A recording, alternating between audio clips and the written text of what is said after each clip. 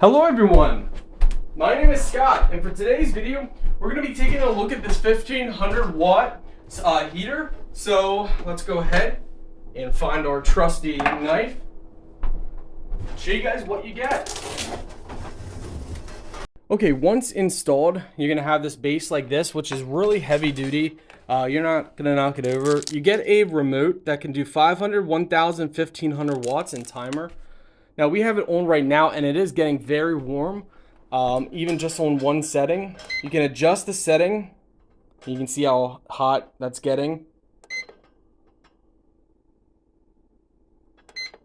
And you can drop it down to off. I believe that's off, 500, 1000, 1500, and off. And then of course you have your timer on there, and then you have your main on-off switch. So you have a main on-off button. You can see how fast that heats up. So look at that. Look how fast that heats up. So one Mississippi, two Mississippi. I mean, it's just a couple seconds. It heats up to full blast, which is amazing. So very hot. Very nice. Now this is a radiator type heat. So the heat just expels itself. There's no fan inside that operates this.